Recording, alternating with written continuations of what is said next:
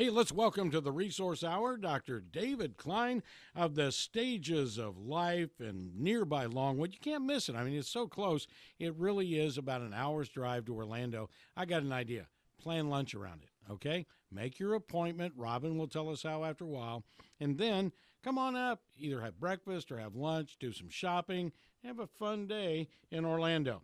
All right, doctor, I was listening to the news last week, and they were making all kinds of claims, and there was all these interviews on what they called the new female Viagra. So is this going to work? What are we talking about here? Well, I'll tell you what. If I were Pfizer, the manufacturer of Viagra, I'd be irritated right now because it's going to do nothing for people other than disappoint them at least 9 times out of 10 if you use the manufacturer's own statistics. Well, number one, and understand this, it is not a female Viagra. It has nothing to do with the blood flow to the genitals. It has nothing at all to do with that. It has to do with certain issues in the brain. Viagra, on the other hand, has nothing to do with the brain, has everything to do with hydraulics. So they're not even close to being the same thing. Men, they'll have very few difficulties with inertia, with libido. But women, on the other hand, different creature altogether. You know, you don't give men flowers for a reason, typically. Women, on the other hand, have to be aroused in other ways involving other mechanisms. My dad told me, he said, Dave, women are complicated. Well, I was like 10. Not only did I not care, but I really didn't understand what he meant or why he told me at that time in his life. But the long and short of it is, there are lots and lots of ways to make something work, and there are even more ways to make it break. So what's this new female Viagra? Apologies to Pfizer.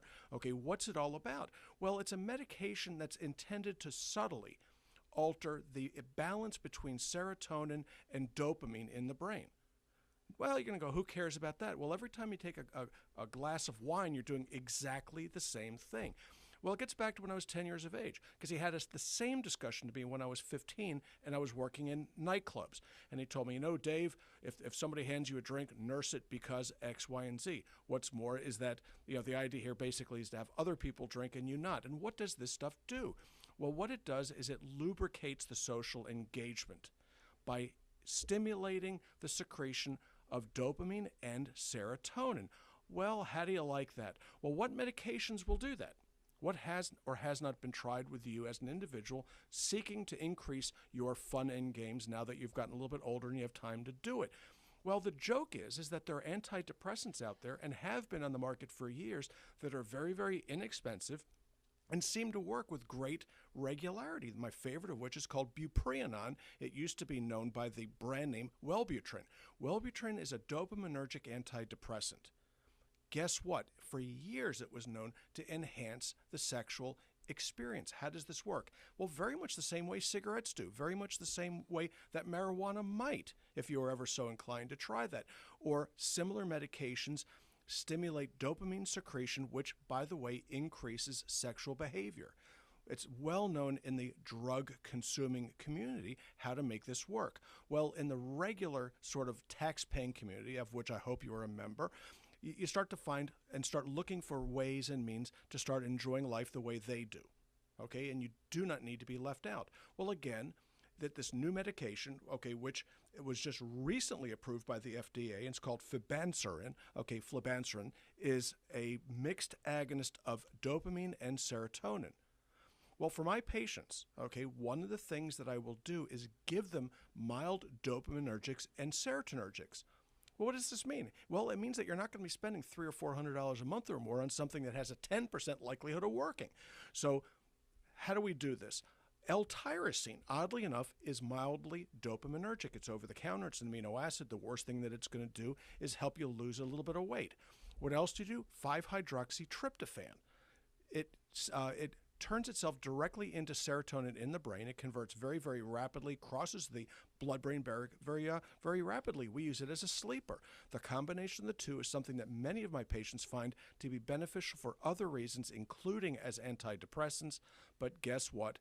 It leads to certain types of fun and games in the bedroom. Well, so what do we really need to do first? Well, if this stuff only works 9 times out of 10, or pardon me, 1 time out of 10, it means 9 times out of 10 it doesn't work. Why not? Well, what other sorts of things can make it so that a woman will not find sex to be either interesting or pleasurable? First, okay, is going to be testosterone levels. And you're going to go, well, who cares about testosterone as a chick? And the answer is you do, whether you're a man or woman, actually. Low testosterone leads to osteoporosis. Low testosterone leads to the immune system breaking down. Low testosterone leads to cardiovascular disease. Okay, so what will happen is you will not be very, very interested because libido diminishes as a result of testosterone levels falling much below 50 picograms per deciliter. What else will do it?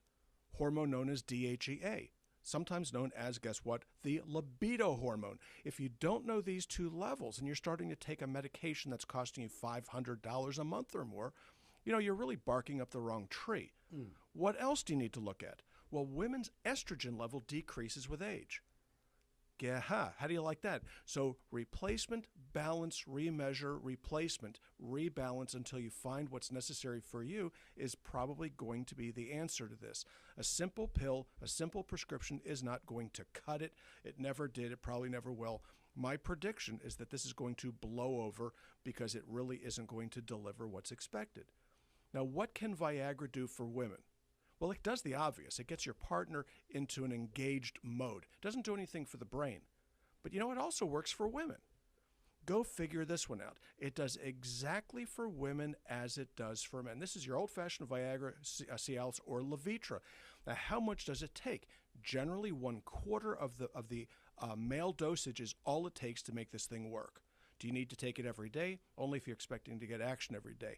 Is it expensive? Not necessarily. If you're looking at a pill that it costs on average $20 to $30 per, and you break it into quarters, which you can do by crushing it and putting it in applesauce, $7 sounds like dessert. You're not spending a lot of money when you go out to dinner on dessert necessarily. You're going to be spending a great deal less on this. So are there tricks you can do? Absolutely. I hope that takes the message home here that when October 17th comes around, or whenever this medication is available in your stores, that people are not lining up around the block like they do for iPhones, because they're going to be far less satisfied with this than they will be with their iPhones.